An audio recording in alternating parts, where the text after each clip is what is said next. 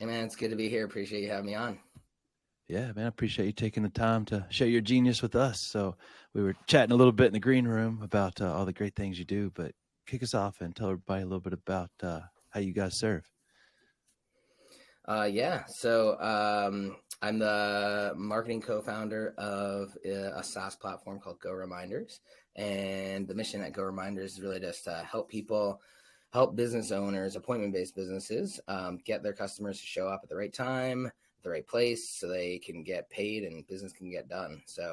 We're really focused on the local, small local businesses, anything from tattoo shops to attorneys and everything in between. Yeah, that's really cool. So when did you guys kick off this company of yours that you guys are crushing it away with?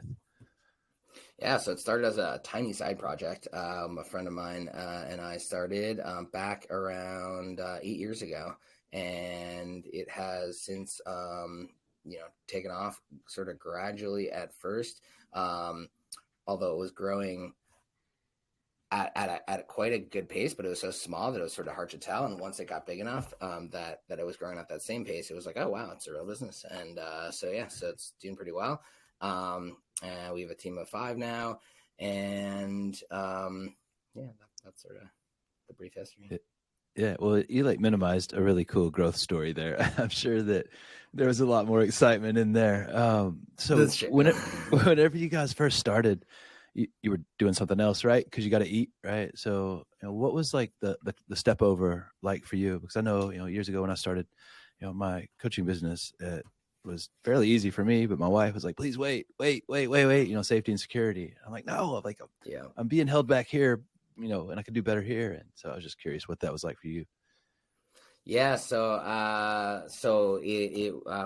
we both were, my co-founder and I were both working at other jobs. He was working at some web design development firms, and I had another company. I still have that other company actually, so that company is a IT department and web development shop and SEO agency, and so.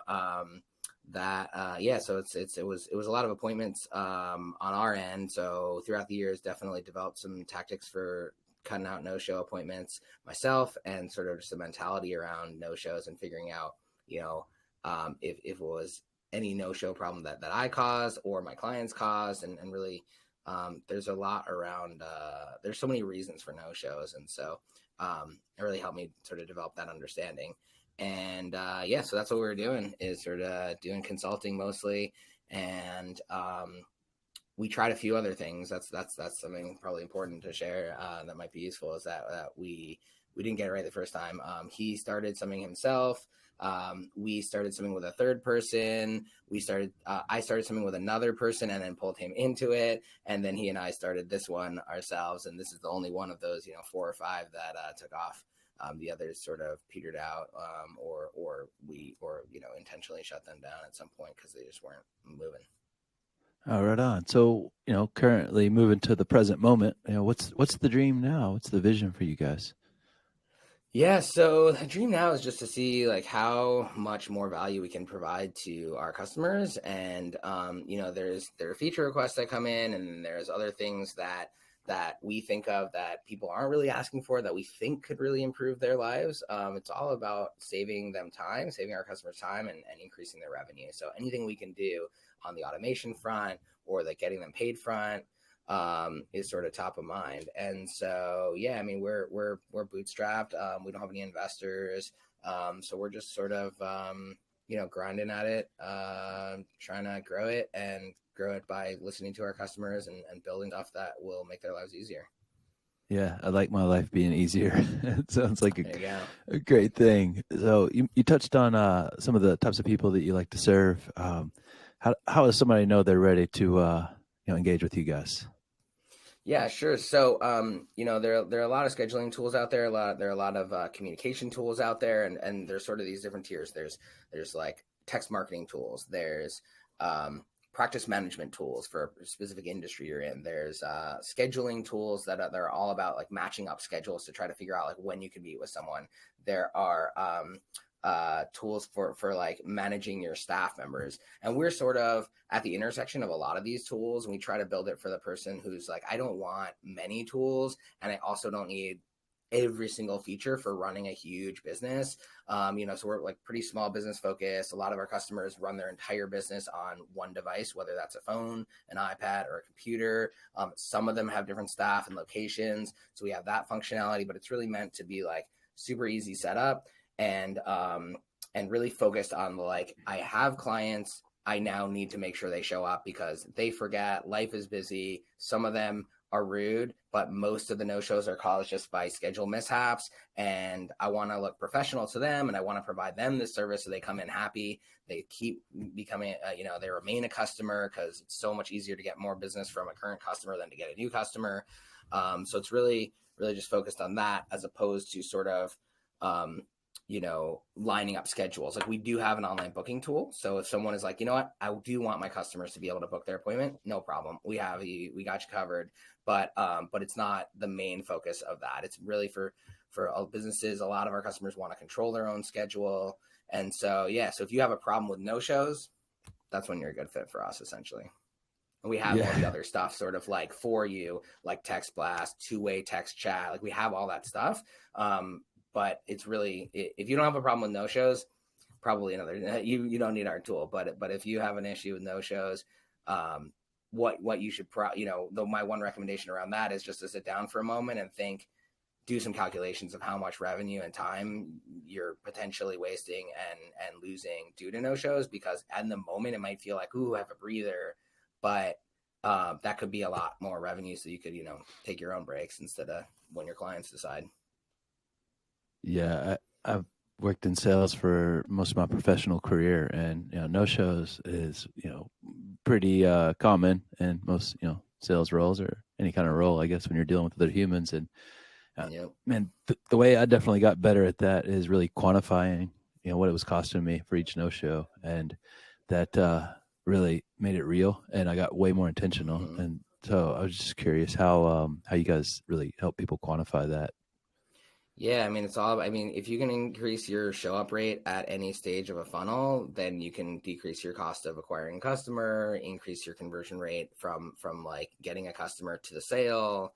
All those things increase if someone doesn't show up. And then the other thing is, I like to say, it's sort of like a crystal ball, because if you send your reminders with the right message at the right time, you'll know ahead of time when people legitimately have to cancel, and so you can fill that slot. So like, you can set your reminders to send at an advance enough time in advance enough that you will give you. So if you're like, you know what, I need 3 days to fill slots, like, you make sure that reminder, one of those reminders, goes out in 3 days asking for confirmation, so that you can have your crystal ball to be like, boom, this person probably would have no-showed without telling me, but they got their reminder, they can reply to it, and now I know, and I can fill it.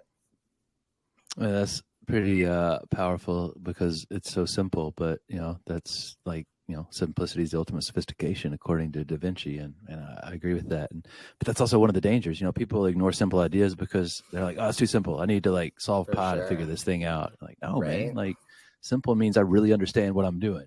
And right, yeah. And one of the things that we did do well in, we had all those failures of various products and whatnot, but one of the things we did really well with this product is we really focused on a problem to solve that problem. So we didn't focus on building a tool. We started with the problem. We were like, okay, this problem is wasting businesses a ton of time, a ton of money. We can automate this. We did plenty of other mistakes along the way, but like, having that grounding in, we're building this to solve a problem that people are having, was extremely helpful, as opposed to being like, I'm just going to build a scheduling tool because like, I know people schedule things, and it's like, well, maybe, and like, they might be just totally fine with that, but like, is there a problem in that scheduling realm that we can actually solve? Yeah, I think that's brilliant, because that's why people go looking for new things, is because there's a problem, and not just because they're doing something. So who would be considered your competitors in this space? Yeah, so as I alluded to, there's sort of these different tiers of competitors. So there's the appointment reminder platform competitors, and so then anyone from AppToto to appointmentreminder.com, things like that.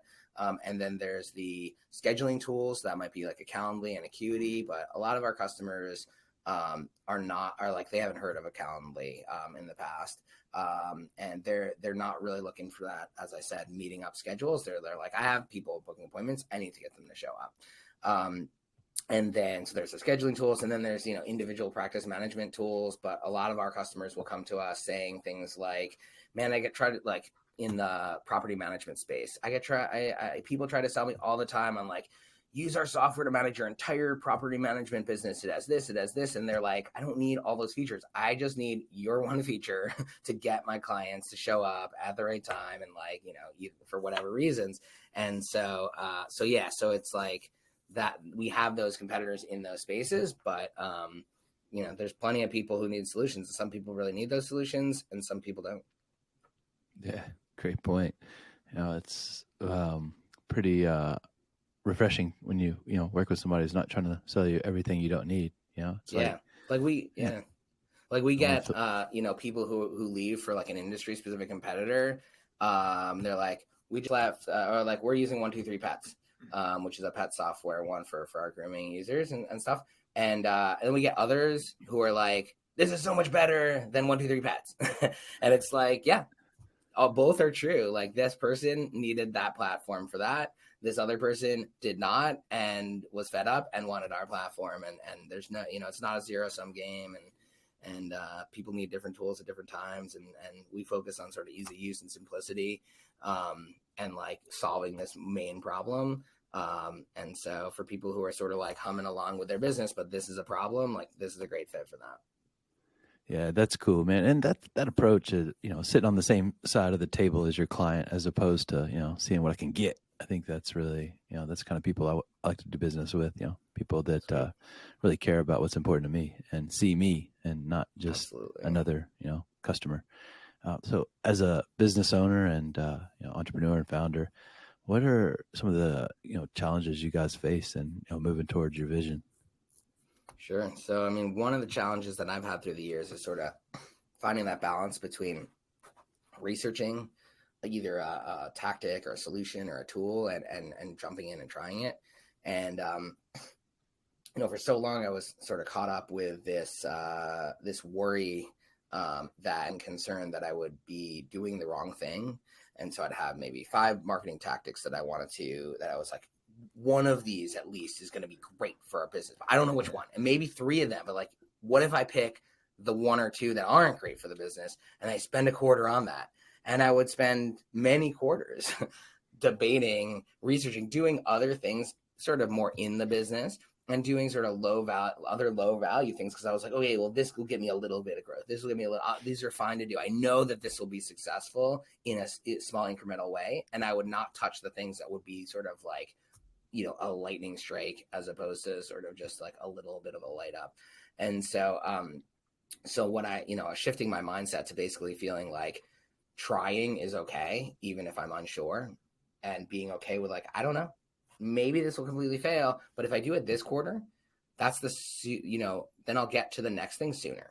But if I don't do any of them, then I won't even get to the next thing. Even if I fail on 3 of them, I won't get to that 4th one for potentially years, because I'm sort of like researching more and talking to advisors more and this and that. So really just shifting my mindset from like, I was like, I need to figure out what I'm going to do before I do it, to being like, nope, I don't need to figure it out. Maybe I'll call it trying instead of doing, but like trying actually is doing. And so just jumping in and like one of those 5 and being like, great, I'm doing that this quarter. And we'll see. Maybe it won't move the needle at all, but at least I'll know that rather than still wondering about it next quarter. Yeah. I mean, that's pretty powerful, because if, you're not taking action, then you've got like no power behind you. It's all potential power, right? I can know everything in the world, but if I don't take any action, there's no power being used or executed on. That sounded familiar when you were talking. And like the data would look fuzzy, and then I'd be like, well, maybe I should run the test for longer. And so like now I basically have if the data is fuzzy, we move on. We don't test longer. We try something else, whether it's trying something else with that or moving on to a different tactic or a different realm. Either is fine, but we don't let that simmer more, because it's like, that basically means if it's too lumpy, if it's too fuzzy, like we're never going to get good data.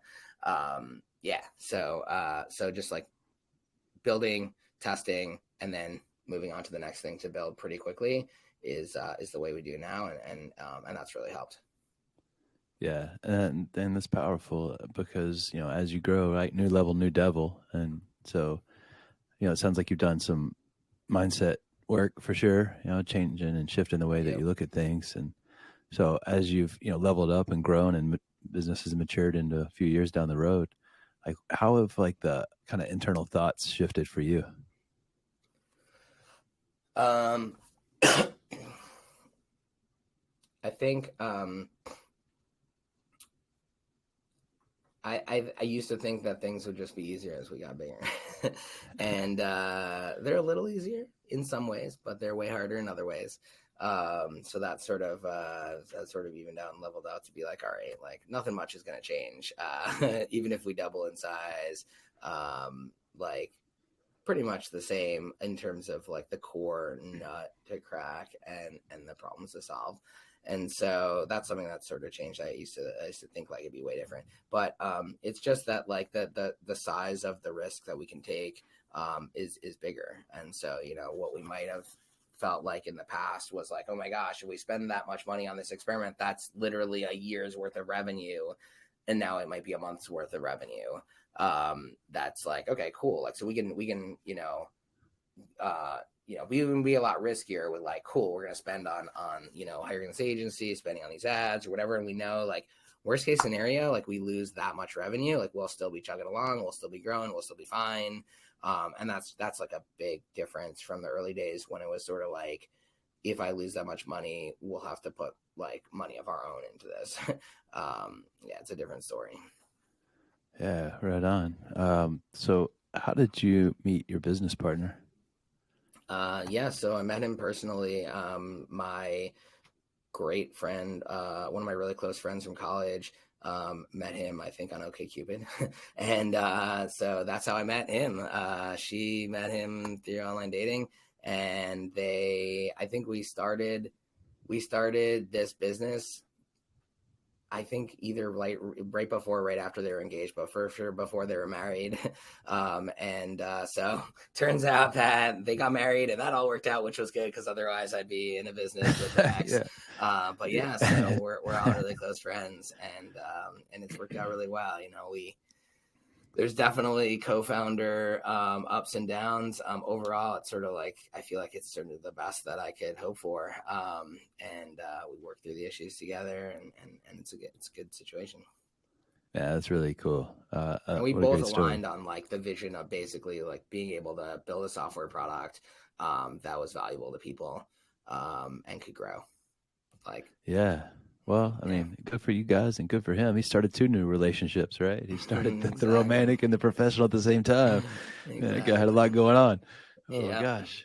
Really cool, man. Well, what's one of the biggest challenges you feel like you face just as a leader, a leader of an organization and leading teams and all the parts that go inside your machine? Yeah, I think one of the biggest challenges is sort of like is hiring and delegating, and I think I've done an okay job on those, but definitely room for improvement. And so I've automated a lot, and so there haven't been this sort of traditional oh my gosh, I'm going crazy. I can't keep up with this. I can't keep up with that. I'm working 12 hours a day. I need to hire someone. It's like, or I'm working 16-hour days or whatever. And so I haven't been in that sort of hiring position for a long time.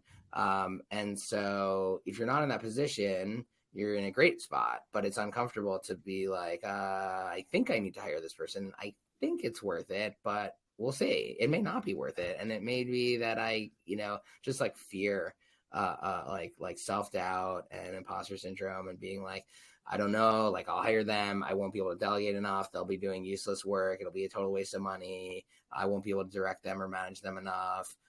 So yeah, a lot of that going around in my head.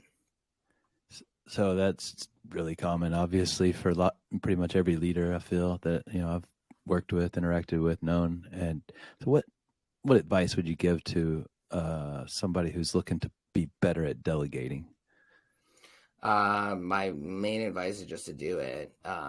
Do it because any fear that it's like, yep, it might not work.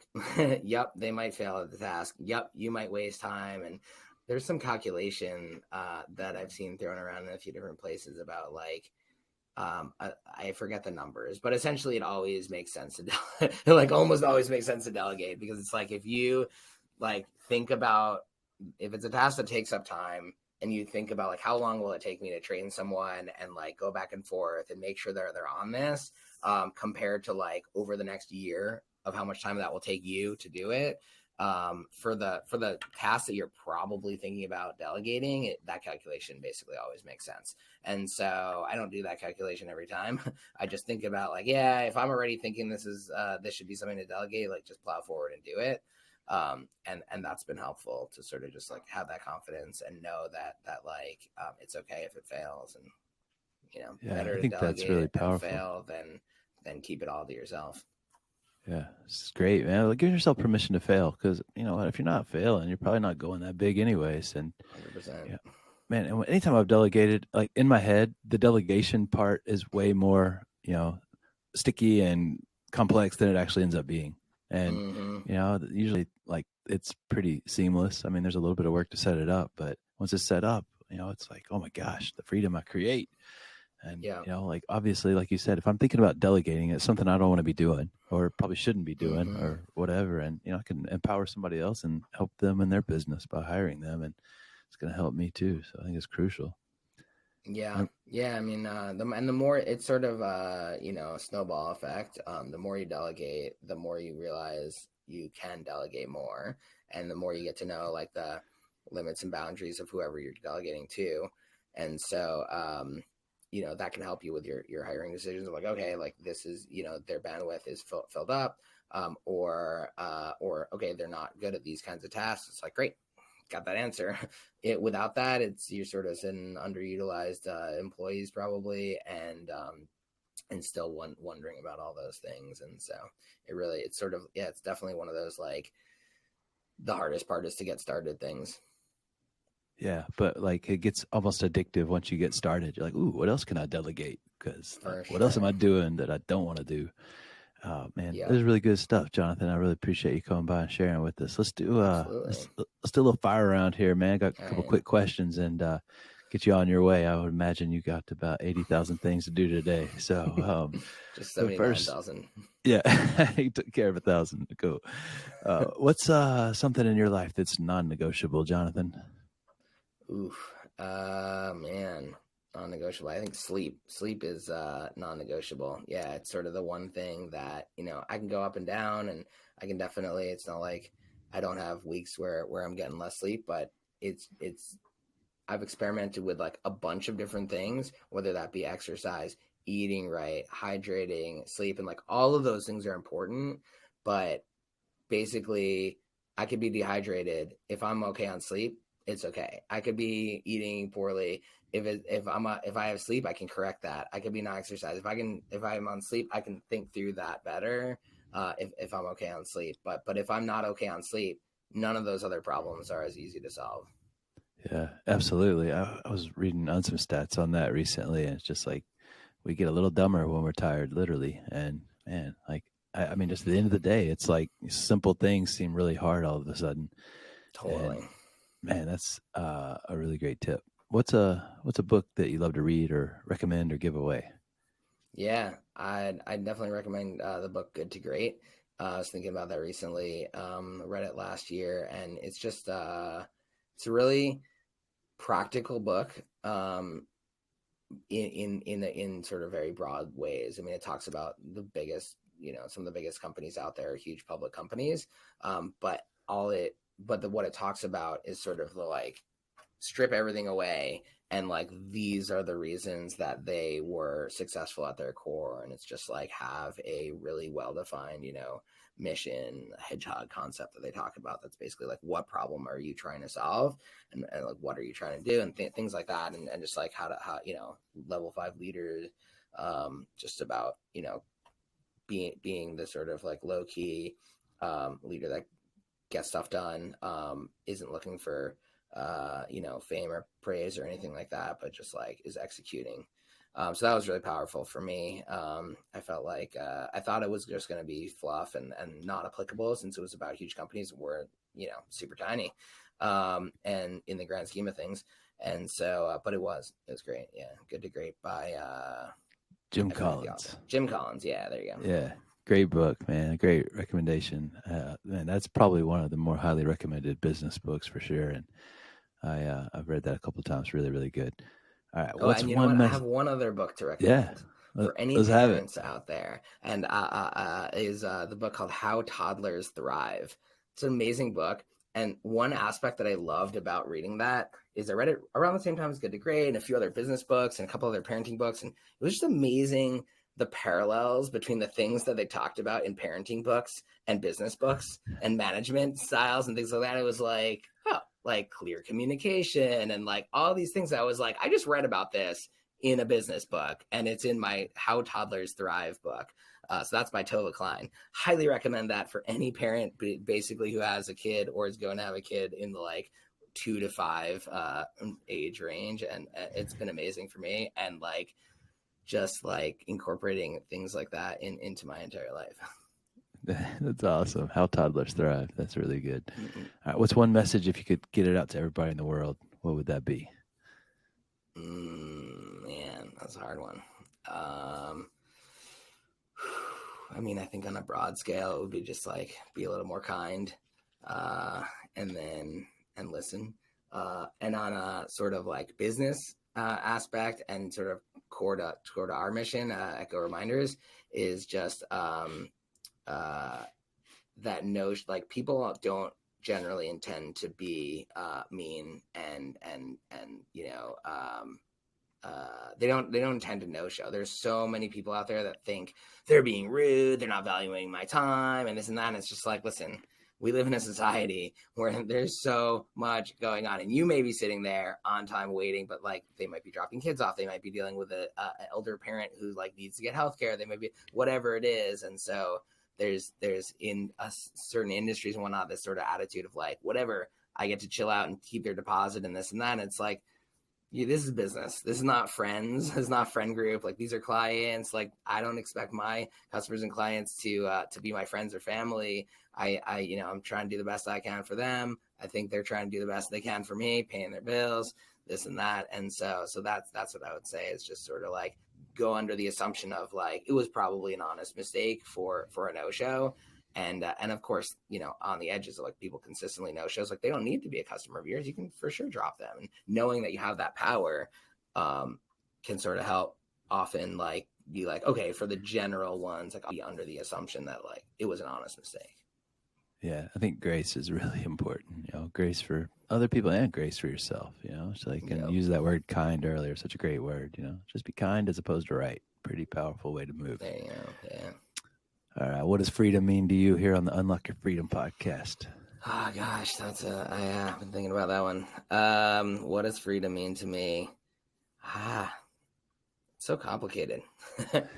I think freedom means like all the basics in place, whatever that means to each individual person. But like for me, like, healthcare and family sanity and calmness. We try to run things in like a calm, reasonable fashion in my family, in my business. And that doesn't mean we don't like give it our all and grind at things and have a ton of energy. But kind of, I think like calmness and contentedness is that's what freedom means to me.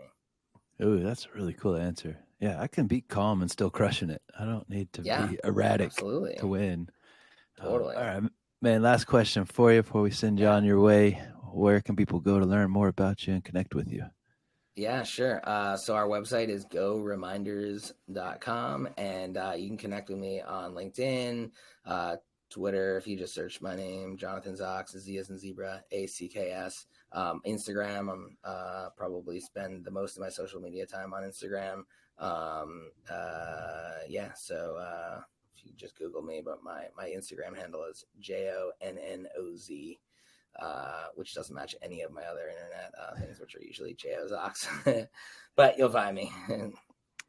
Well, that's really powerful, man. Thanks for everything that you shared today, and thanks for having grace with me when I mispronounced your name a little earlier. I said it like a guy from Texas, and you had grace No and didn't say a worries. word. It's all But good, man. Thank you for having me on. yeah, man, it's my pleasure. You guys definitely connect with Jonathan. He's a really good guy and just the real deal, man. He's a brilliant guy too, and he's got a huge heart. And so that's who I like to do business with. So I would highly recommend if something stood out, connecting with him and sharing this if you found value. So thanks for being here, you guys. We love you. I'll see y'all next time.